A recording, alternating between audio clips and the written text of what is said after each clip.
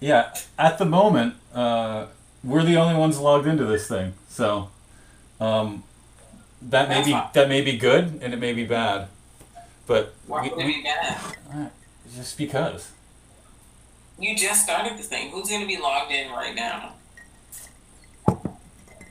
I don't know, just me. Um, okay, so now that I'm done being distracted, um, welcome to this new idea. A couple of weeks ago, I had this thought that I would be stuck here in Vallejo, and I have all this audio equipment and video equipment that I got from. I've got 4 aggregate space gallery, and I was really thinking of how to take advantage of it and how to create some sort of live show, something that I could do in the spare time around the other projects that I'm trying to work on.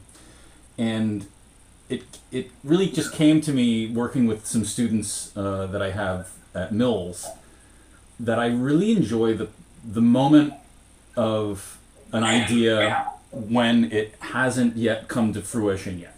Um, I enjoy that space when you can't yet put an idea to words. And I thought it might be an interesting idea to have a show, have a chat show where I invited artists and scientists and researchers to try and find language around an idea that doesn't exist yet. And So that's what this new idea is. That's what this show is. And so this is the very first episode. I've labeled the episode 0 because I don't know if this will last beyond this first test broadcast or if it'll get deleted from the page. Or if we'll keep it as a testament to how exciting things were right when we just got started. I don't know if this is going to be the final setup, but the idea of inviting my friend Leila Weefur came to me pretty early on when I was game planning what to call this thing. And so please welcome my guest, Leila Weefur. I'm going to... my eyeline's going to be funny. I haven't figured out exactly how I'm going to do that yet. So I'm going to look at you, and I don't know what that's going to look like for the YouTube yet. We'll see.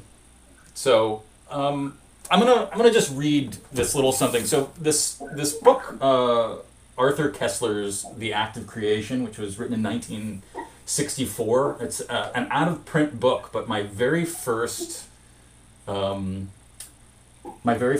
philosophy class that I ever took, which was at the University of Maryland for 2002, taught from Xeroxed copies of the pages of this book, and I enjoyed it so much that I went and sought out an out-of-print copy of it and found it at a used bookstore years later. And I think what I love is that it's an index of philosophers and vignettes and analogies about what it means to create and the ways in which the mind works as it creates. It is not a religious book, as Leila inferred by its title, but it talks through humor, how jokes are written, how scientists have researched, how writers research, and there's many little moments of it that take apart how we think about ideas. And I thought I'd read a little part from it about what it means to create a thought with language. The vital importance of language as a thought crystallizer was perfectly described by little Alice, who, on being admonished to think carefully before she spoke, indignantly claimed, "How can I know what I think until I see what I say?" For it is, of course, undeniable that some forms of intellectual activity, language, is not only an indispensable tool, but that the stream of language actually carries the thought, so that the process of ideation and verbal formulation become indistinguishable. The same applies to certain phrases in the poet and writer's work, but only to certain phases. The counterpart to the little girl's predicament is that the little boy's who says, I see what I mean, but I don't know how to say it. Not only scientists, painters, and musicians find it often to convert their ideas into verbal currency, but writers too. Even H.G. Wells lamented, the forceps of our minds are clumsy things, and the crush of the truth a little in the course of taking hold of it. The novelist suffers, among other things, from the poverty of his vocabulary when he tries to describe what his characters feel, as distinct from what they think or do. He can write streams of what goes on in the cranial cavity, but if it is a pain in the abdominal cavity, all he can say is, quote, it hurts, or use some equally insipid synonym. Suffering is, quote, dumb. The granular and visceral processes of color, which color emotion, do not lend themselves to verbal articulation. The scientist's trouble with language is of a different nature. He suffers not from the poverty of his verbal tools, but rather from their over-precision and the hidden snares within them.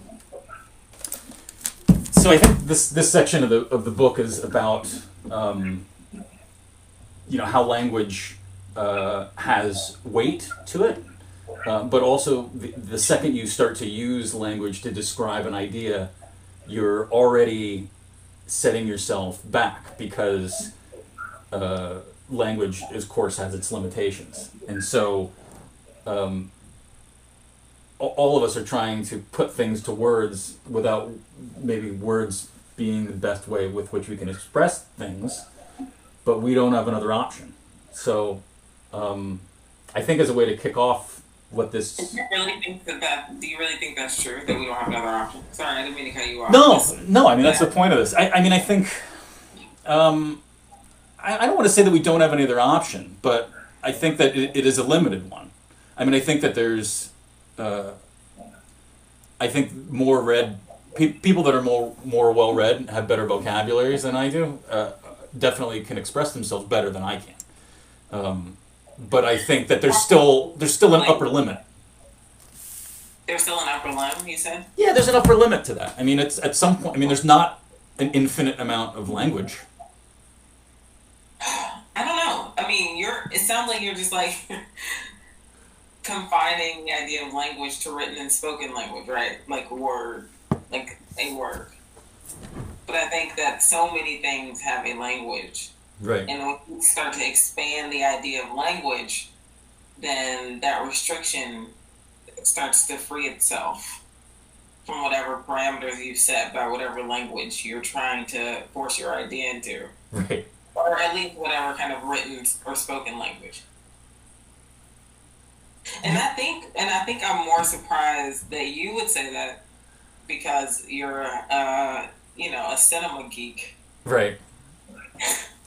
And I feel like people who are immersed in any kind of cinema knows that the language of cinema itself is like multi-pronged, right? Right. It's not written in... Cinema would be so boring if it was just written in spoken word, right? Yeah. Well, do you think cinema is the point of cinema to express feeling or to express an idea? Both. I mean, I think when you're trying to express an idea, the more language there's a sweet spot, right, in the amount of information you throw to express the idea. Because if you don't express enough, you obviously can't communicate it, right? So if you're trying to express an idea in 10 words, it will be very likely less successful than if you were trying to express it in 90 words or 2,000 words. Sometimes ideas are more powerful in a state of brevity. Mm-hmm. But if you're going to throw unlimited words at it, it would probably be trash. Yeah, right. Yeah. So I don't know. I mean, I think I like trying to find that. Where is that spot for a given idea? Where's the sweet spot? Yeah.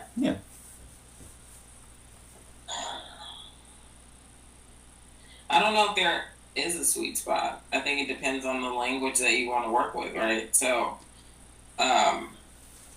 what?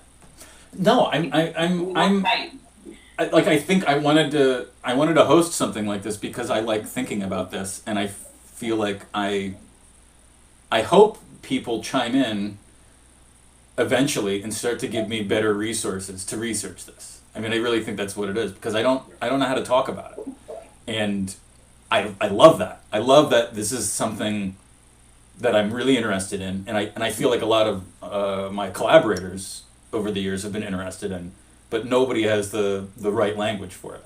And I'm like, again, I'm referencing a book from 1964. That's the best I've got.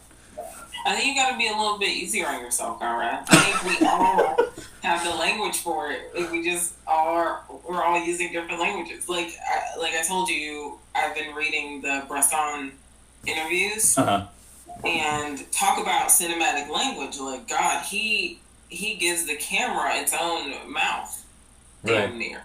Yeah.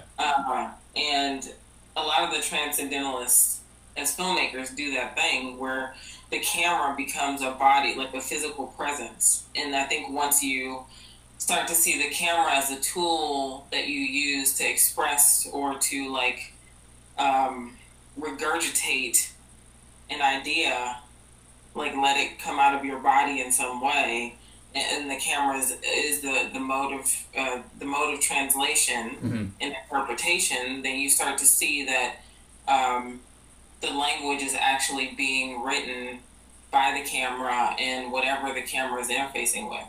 And I think Bresson does this wonderful thing where he talks about his love of the camera and even like just why he became a filmmaker, being the fact that he loves movement, this idea of movement and seeing movement in everything around him. And if you think about the camera and its language, like the camera reads movement many different ways. I mean, you can tell it even how to read movement. There are settings on a camera that can tell you that for you to tell it exactly how you want it to read a specific movement at any specific point in time.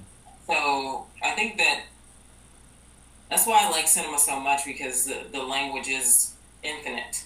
Languages are infinite and not just written and spoken, like the language of the body, the language of the camera, the language of the voice, the language of light and space. All of that is sort of, I guess, this kind of rhizomatic conception of language. Yeah, I don't disagree with that, but I think that it doesn't put. I think when you're, oh Jesus, see, this is so good. I think when you're participating as a viewer in film, I should say that when you're participating as a viewer in cinema. Okay, well, let me just step back. Do you view cinema as something that is to be experienced by one person or by many? I think both. Okay, so you believe it needs to work in both ways, right? Because there's definitely like cinema traditionalists that believe that the experience of cinema is about being in a room with 250 people emoting similar things at the same time, right? Like a baseball game. But then there's other people that... There are folks like Chris Marker who I think, like filmmakers like Chris Marker I think make films for the purpose of solitude.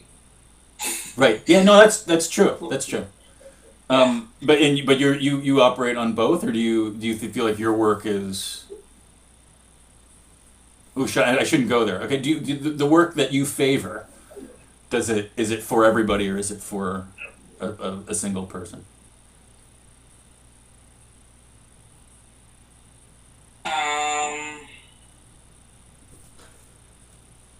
I mean, I think the work that I favor probably prioritizes, or has, I wouldn't say prioritizes, but has some kind of preference for the lonely watcher or the solo watcher. Okay. I think it's like being alone in a room with your thoughts. And some filmmakers understand that when you are in a room with their film, that you have found company with whatever like the visual or cinematic language is in the moment, right? Yeah. I don't know. And sometimes when you introduce another person or another group of people to that moment of solitude, it kind of disrupts the conversation between you and what is on the screen. I mean, that is the kind of cinema that I prefer. Right. Or have an affinity for. Sure. Although I do see, obviously, because I'm a part of a collective, I see some power in, you know, a congregation. Right. If you're looking at the time spent, right, with the work, do you know, and cinema being a linear experience, pretty much, inarguably. We could get into like what video looping and what like experiencing film in a gallery, but if we're talking cinema where you sit down, you participate, it's over, you leave. If we're using that definition of cinema, do you feel like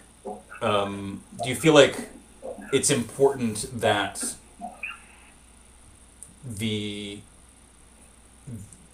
whole of the idea is expressed throughout the duration of the piece, or as something that can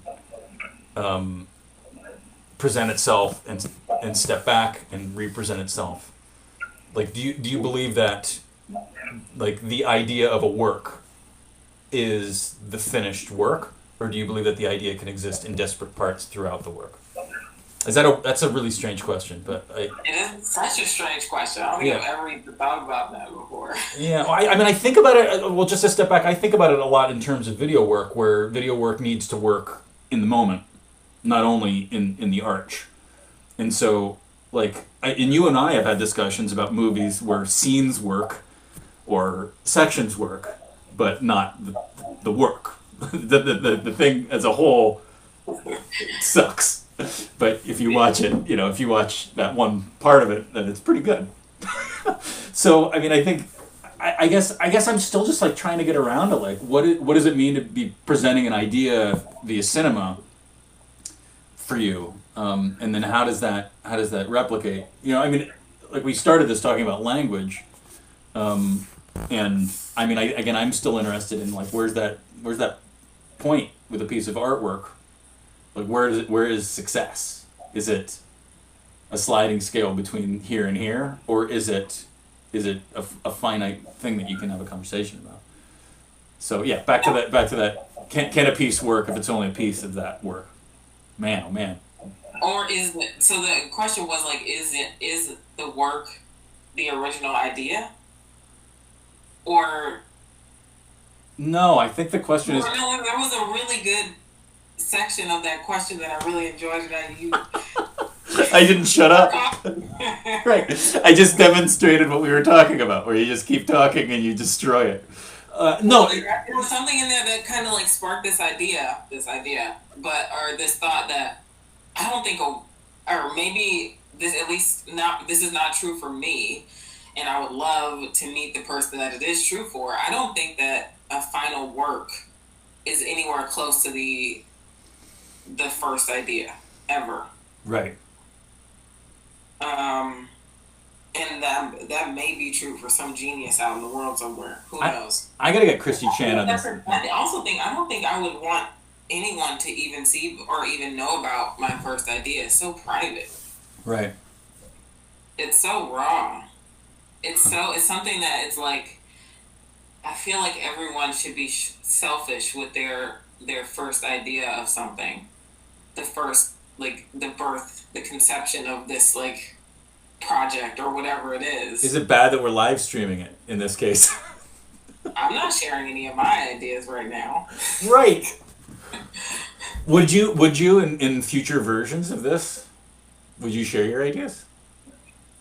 Yeah, I mean, when we started talking about this, I have been thinking about that. Like, what would I share with Conrad that I would feel comfortable sharing? It's like, Well, you're not just sharing it with me. I feel like there are probably people out there who would be like, "Oh yeah, look at this first sketch that I made. Right. This is like physical proof of my first idea." But for someone who works in cinema or expanded cinema or video, whatever, that sketch is in your mind. Right. I can't really pull out any physical manifestation of that idea in a way that would make sense to anybody. It would probably sound horrible coming out of my mouth. I feel like that needs to be the log line for this chat series, because that's what I'm interested in. That what you just said is that the thing that's in your head is unexpressible, right? The unfully formed. Yeah, but I mean, it's not that it's unfully formed. It's that like you don't know what it is yet. It's just this conglomeration of buzzes and sparks going on in your brain until you try to put media to it, and then the second you start to put media to it, it starts to take a different form. It's no longer that original thing. And so I like that space between the original idea and the one that's expressible. And I want to live there. I want to live in that space with people for an hour. And this is actually something, it's pretty interesting because as a filmmaker, I think that I work backwards, at least as an installation video artist, mm-hmm. right?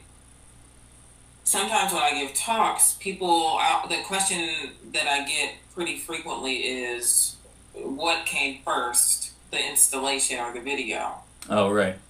And also because I usually have some kind of written component, people always ask when that came along as well, like right. in the ideation of a thing. And it's funny because maybe this is not backwards; it's more traditional than if we're speaking like traditional cinema. But the writing always comes first.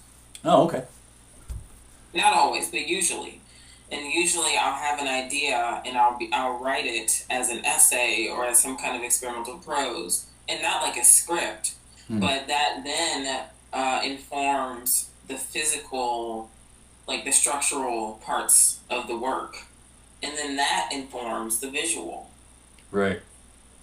It's not writing then visual then architectural, right? I guess my idea does have a sketch in a sense, and the sketch does manifest as words, as language. Right. But they all are so different. Like the physical, like the structural part of the installation, and the cinema and the written word. They're all very different iterations of the same idea, which is why I can never separate them. Right. Do you find just process-based questions when you're working and you get to that spot where you're finally shooting the thing? Mm-hmm. Do you discover new things during that process that change what those initial written words do, or are you locked into the written word and to that earliest stage of the idea to the point at which you fight against new ideas working their way into your process? Well, I think what the written component of this idea does is give me confidence to let the conversation between the camera and the actors or whatever, whether it's like human or object, let that conversation sort of unfold in the way that it needs to. So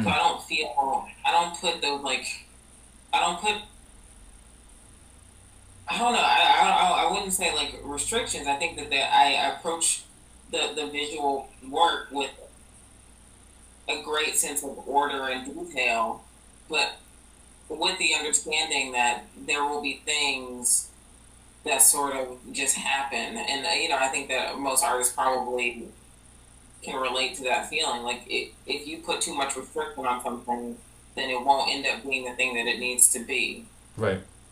It's like there's so much beauty in like a micro expression that I would never have been able to think about or write that an actor can give me that I have to let and allow to happen, people's bodies will move differently than I want them to, or than I thought that they would move. Right. And so I think I want to go into the filmmaking process with a confidence so that I can let that unfold and not try to control it. And having a fully formed, or at least formed enough to get that confidence, I have to have worked through my ideas.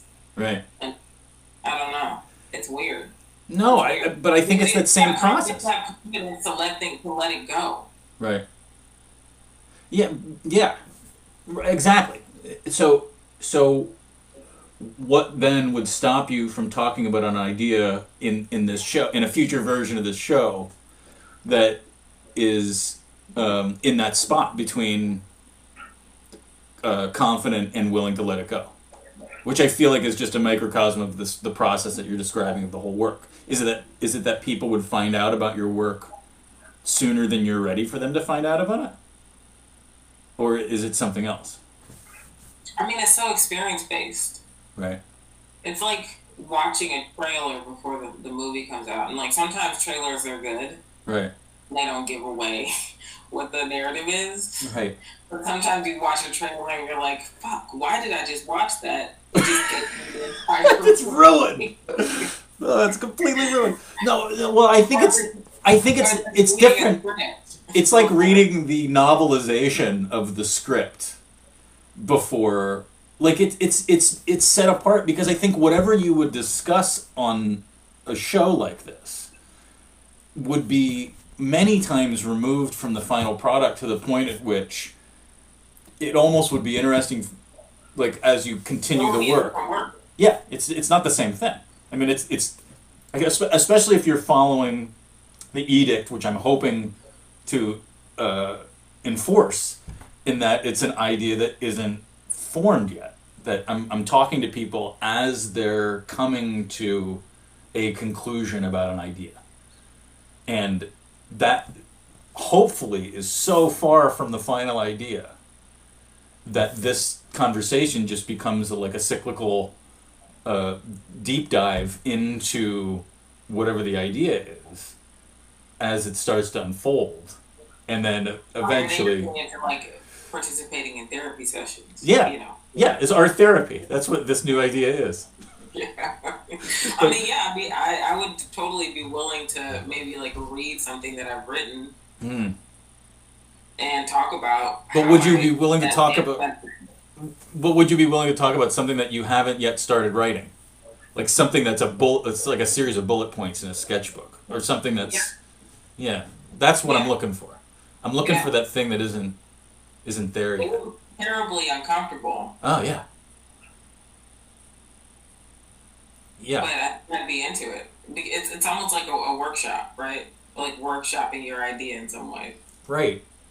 And I guess my hope is that other people, especially, we haven't discussed this scenario that we're in for legacy reasons. Like, I like the idea that these conversations between artists and researchers happen on a near constant basis when we're in an active society. But the fact that we're in a frozen society where we're all stuck doing our best to keep our chin ups, but only with our significant others and whatever property we're attached to. What does it mean? Like, what would it mean for somebody to chime in to something like this and just be around somebody that is thinking through an idea? Like my hope is that experience sparks something with a group of people that are participating. I mean, that's really hopeful. I teach a class called Personal Cinema, and it's helping students who are in their last semester, like they're graduating. It's helping them figure out what their idea is and helping them manifest that idea. So I'm, like, participating in the idea stages of work all the time, and I watch them squirm so much because they hate sharing their ideas, because it obviously will not be anything like they imagined it would be. Yeah.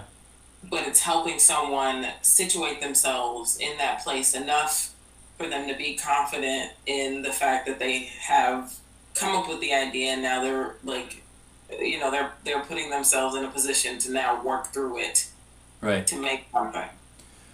Right. And I feel like that's the same thing. So the class at Mills that really kicked this off in my head. The premise of the class is it is I'm overseeing a unique collaboration between first year graduate students in the book arts program, and they are to build an exhibition collaboratively throughout the semester and execute it at the end of the semester.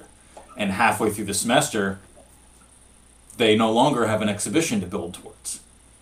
And so the very first online conversation we had was, holy shit, what do we do now? And it was an hour of us bouncing ideas off of each other as to let's look at the ideas that you were looking to execute, and let's see what we can pull out of that to then execute in this new situation. And what does that mean? What are we going to go down the path to live Instagram? Are we going to go down the path to web work, or are we going to, involve an audience in a way down the line? Whereas right now we're just collecting data. Later we involve an audience. So I think the idea of watching this struggle happen of this new idea kind of take birth amongst a collaborative group. Was what made me just be like, I love these conversations. I just love these conversations. I love the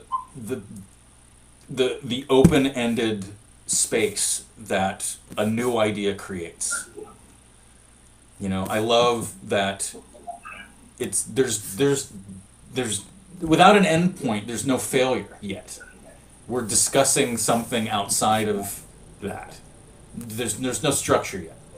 And even if there might be, we have the opportunity through conversation to upend that structure or to reinforce it.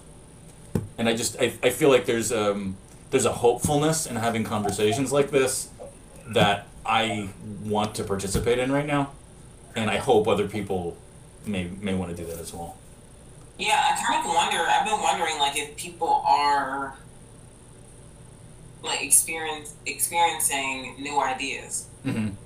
Because I feel like a lot of people that I've communicated with have said that they have lost they have lost touch with with their own critical and creative thought. Man, but man. Are people open to their ideas, or does this pandemic kind of confine us in such a way to these very specific spaces in our homes, like you said, whatever physical properties we're tied to, does that somehow define or give shape to our ideas during this time? What are the ideas that people are producing, right, knowing that they can't, maybe no one will ever see them, right? Who knows?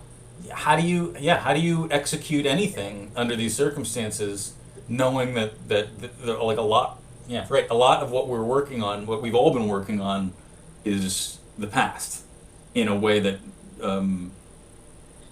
I would be hesitant to say with such forcefulness ever before. We're just, it's all question marks. And what's funny is what made me think, you describing that process just now about how unsure people are. I mean, when did we have the first conversation about this? 3.5 weeks ago. I mean, I feel like it was a really long time that I had this idea, and it took me. I mean, I didn't buy anything to make this happen. I've just been stuck as to what do I really want to do? Do I really want to share this? How do I promote it? What do I call it?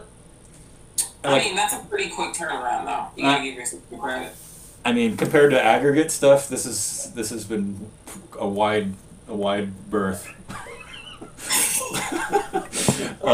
There's definitely stuff that we've executed over the weekend. Oh my God! I have a writing group that I meet with that I was meeting with semi-regularly before this happened, and now I can't even get them to meet with me on a Zoom call because people have not been writing anything. Right.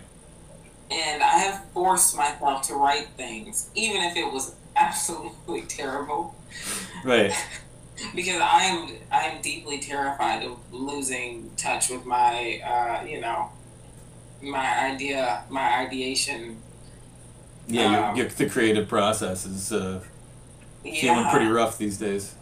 it's really the only thing that I can find comfort in right now, because like you said, you're stuck inside with your significant other. The only time that I can find solitude is deep inside myself, in that Yeah. idea, in that idea generation. Yeah. Yeah, I mean, I think I find that I'm way more excited reading than I've been in years, and I'm also way more interested in like subtexts of television shows because my mind has that space. Like I'm not just watching a show to kill 45 minutes so I can go to sleep. I'm watching things in a way that is and so I don't know. I mean, that's a weird place to go with it, but I just feel like my mind hasn't been this fertile in a really long time. I think I've been so focused on execution and support structures and administration that to really be forced to take this space and time is new. I mean, not since graduate school. I mean, it's been a good 8 or 10 years. And And we do have to say, like, we're pretty lucky that we have homes to be in right now. And I yeah, know to have an idea during this time, during this shelter in place, is a place of privilege. oh yeah, Like, absolutely. And I mean, and I'm lucky enough that like I'm, we Willis and I were prepared enough for something like this to be all right for a little while. Like we're yeah. not screwed uh, as much as we definitely could be. Yeah, I've also thought about like some friends that I have in our community, who I haven't really been in touch with, or I've reached out and haven't heard much. I'm wondering if they aren't able to reach or access their ideas because they have, their priorities are different. Right. Yeah. And how will like the shifting of priorities to this mode of survival influence the ways artists can access their ideas? Mhm. You know, I've never really had to exist in a mode of survival, really. I mean, of course, there was like there have been forced, survival mode Right. situation, but um, nothing as bad as what some people are dealing with. You know Right. what I mean? Yeah. Yeah. Well, I mean, and Willis and I talk. I've been talking a lot about like I feel like we've been certainly for the last 18 months, but arguably for the last 8 or 9 years, we've been in this situation where we didn't know what our lives were gonna be like next month, and to have our the problems that we had always put on ourselves with aggregate and kind of the mode with which we've learned to live, to have a lot of other people kind of join us in that feeling is more relieving than I wish it was. But you know, I personally, it's difficult to think about anything being that different for me right now. Other than the fact that I would be working a lot more Yeah. physically, and right now I'm, Yeah. working on the lawn. Like I'm like inventing things to do to keep busy.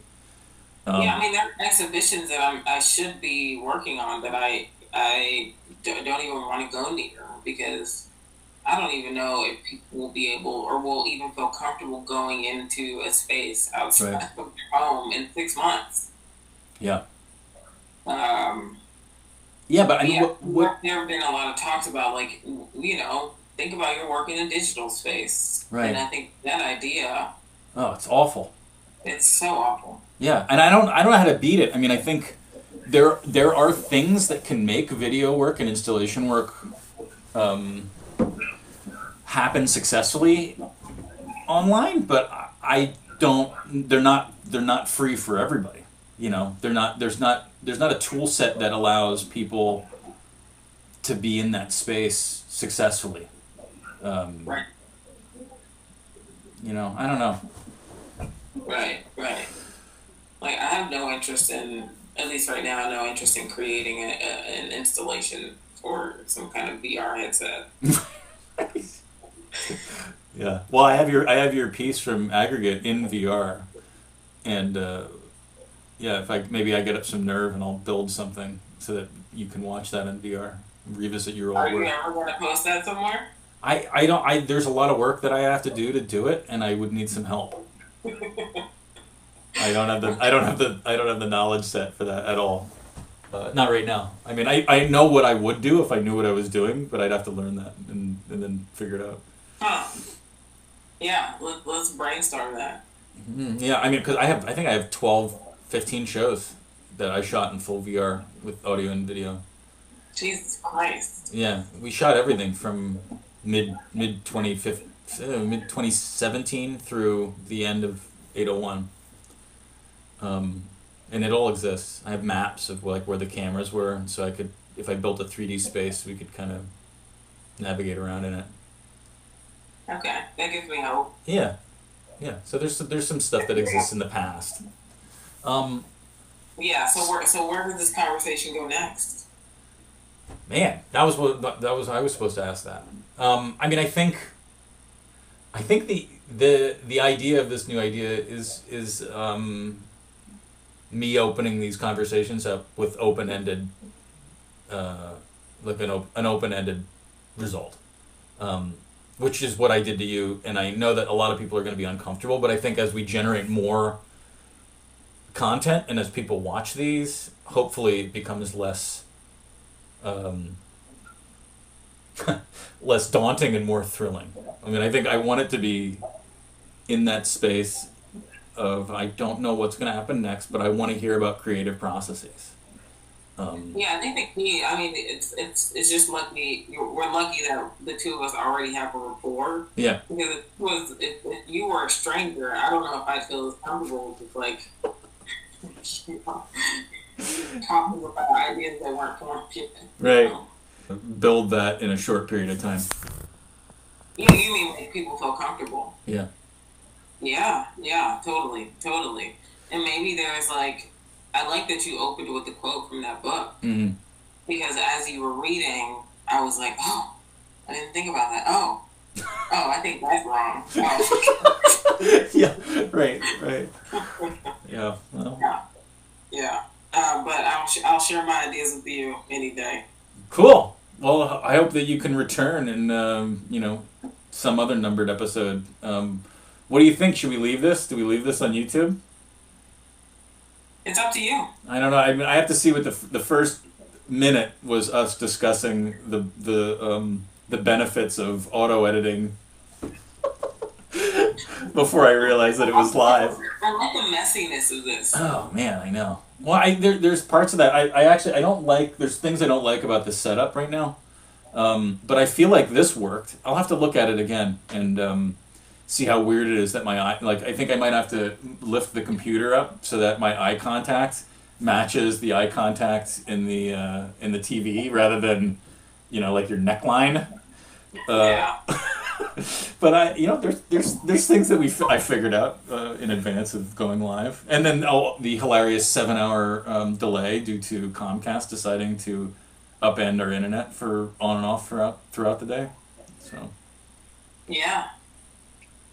There's all things to consider. It seem like we had maybe 1 or 2 people tune in? Mm-hmm, yeah, I think it went up to 4, including myself. So. I have an additional screen that I'm looking at that just has the 30-second delay for this to go to the internet and return. So I'm looking at like 5 different screens right now. Jesus, this is a crazy scenario. But yeah, I'm alone. This is I'm set up by myself. I'm executing this by myself in my office. So yeah, I will definitely tune in for this new idea because I know that there are people who think way less abstractly than I do, and me, I like when people's ideas are so concrete. Yeah. Like, God damn it, I envy you. I don't. I think the other tactic I'm gonna have to come up with is how do I break that up? Because that's gonna be a fun thing to beat. I mean, well, Jesus, do we want to open? I don't want to open another thing. We're gonna end this at 45 minutes. Yes. Episode 1, 45 minutes. That's what they'll say. That's the end of it. All right. Thank you, Leila Weefur. I appreciate you doing this with me. You can just call me Leila. Yeah. But I'm calling you Leila Weefur for all the other people that may not know who you are. I guess it'll be written in the notes at the bottom. I'm gonna have to review this and pull out some of your quotes to put into the thing because you had some really good thoughts. Yeah, no. I hope they sound okay. Yeah, well, we'll figure it out. All right, cheers. Thank you. Thank you so much. Till next time. Yeah, hopefully. Okay, well, that concludes episode 0 of this new idea. I hope that this can grow into a space that we can share ideas, especially in this fun little fertile state when they're not able to be put to language. So until next time, I am Conrad Meyers, and I thank you for